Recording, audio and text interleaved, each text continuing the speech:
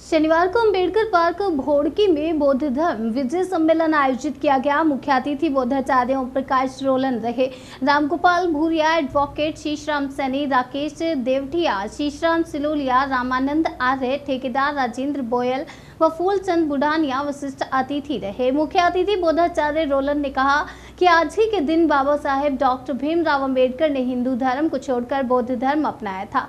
बाबा साहेब ने कहा था कि मैं हिंदू धर्म में पैदा हुआ, ये मेरे हाथ में नहीं था, लेकिन मैं हिंदू धर्म में मरूंगा नहीं। बौद्धाचार्य रोलन ने बताया कि बाबा साहेब ने सभी धर्मों का अध्ययन किया और अंत में बौद्ध धर्म अपनाया, क्योंकि बौद्ध धर्म तार्किक और विज्ञान पर आधारित है। विशिष्ट अतिथि एडवोकेट शीशराम सैनी ने बताया कि बाबा साहेब अम्बेडकर जैसा विद्वान व्यक्ति संपूर्ण विश्व में पैदा नहीं हुआ। बाबा साहेब के लिखित संविधान की वजह से ही मैं एडवोकेट हूँ और सर्व समाज के व्यक्तियों के पास जो नौकरी है वो भी बाबा साहेब के बदौलत ही है। शीशराम सिलोलिया, राम गोपाल भूरिया, फूलचंद बुढ़ानिया आदि ने भी कार्यक्रम को संबोधित किया। हमें स्वतंत्रता, समानता व भाईचारे की शिक्षा मिलती है, जिसकी बदौलत आज ऐसी जादू खुले में विचरण कर रहे हैं और हजारों, लेकिन हमारे वो इस बात को नहीं समझ पाए।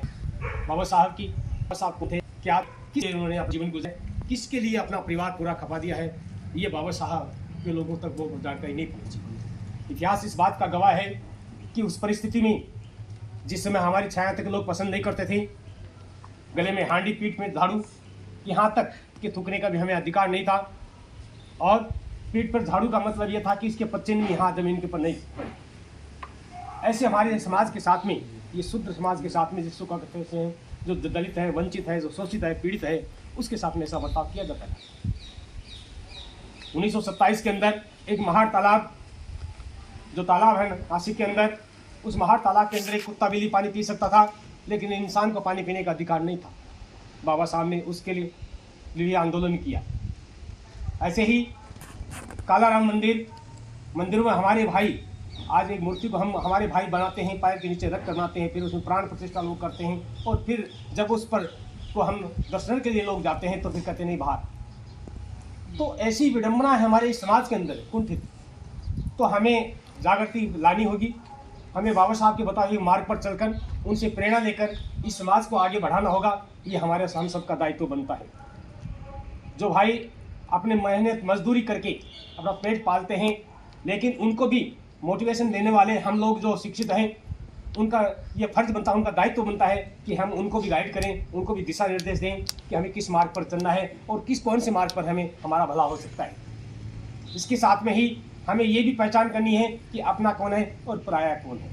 अपने और पराये की पहचान भी बहुत आवश्यकता है, क्योंकि समाज के अंदर बाबा साहब के समय में भी ऐसे थे लोग रहते थे, और बाबा साहब ने कहा भी था कि अंतिम समय में जब बाबा साहब ने 14 अक्टूबर 1956 को अंदर नागपुर के अंदर 7.5 लाख अनुयायियों के बीच में जब बौद्ध दीक्षा ग्रहण की थी, बड़ी सोच समझ की ली थी बाबा साहब ने, ऐसे नहीं ली थी। बाबा साहब के लिए यहाँ जिन्ना तकात उनको ऑफर दिया था, अन्य धर्मों के लोगों ने भी, ईसाइयों के ने भी दिया था, अन्य मुस्लिम धर्मों ने भी दिया था। कई लोगों ने ऐसे ऑफर दिया कि बाबा साहब आप हमारे साथ में मिल जाइए, हम आपका बहुत कुछ भला कर सकते हैं, आप जो चाहे वो हमसे ले लो। लेकिन बाबा साहब ने कहा नहीं, मैं जिस समाज से गुजरा हूँ, जिस समाज की परिस्थितियाँ मैं जानता हूँ, वो आप नहीं जान सकते हमारे साथ में क्या हो रहा है। इसलिए मैं मेरे समाज के साथ में हूँ और मैं यहीं रहूँगा, मैं कहीं नहीं जाऊँगा। मैं मेरे समाज का, मेरे से जितना हो पाएगा मैं करूँगा। और बाबा साहब ने वो सब कुछ किया जो आज हमें को प्रेरणादायी है। आज वो विश्वविख्यात है, वो महापुरुष जिसने अपने 4 बेटों की कुर्बानी इस समाज के लिए दे दी। क्या एक माँ अपने एक बेटे को कुर्बान करके दिखा दो इस समाज के लिए? नहीं दिखा सकती। लेकिन बाबा साहब ने 4 बेटों को कुर्बानी दी, अपनी पत्नी को कुर्बानी दी। क्या नहीं था उस समय बाबा साहब के? ठीक है, उनकी परिस्थितियां नाजुक थी, मानते इस बात के लिए हम बाबा साहब की।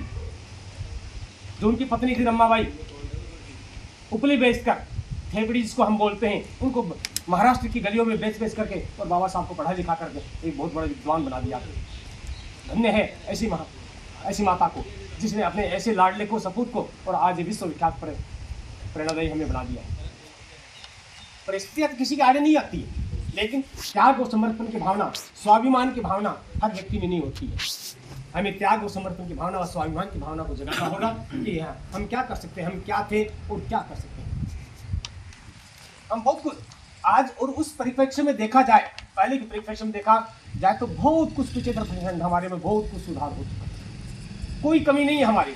उस समय की परिस्थिति अलग थी, लेकिन वर्तमान समय में देखा जाए तो वो परिस्थिति लागू नहीं हो सकती। लेकिन फिर भी हम उन्हीं कुंठित मानसिकता में घसीटे हुए हैं, हमारी मानसिकता में हमने सुधार नहीं किया है। इसलिए हमें चेतना जागृति के साथ में हमें स्वाभिमान से जीना सीखना है। ये नहीं है कि हम ठीक है, लोग कह दिए हम बरका में आ गए चाहे जिधर निकल गए, ऐसा नहीं। तथागत बुद्ध ने कहा है कि मैं न मुक्तिदाता हूँ न मोक्षदाता हूँ, लेकिन मार्गदाता हूँ। मैं आपको रास्ता बताने वाला हूँ, चलना आपका काम।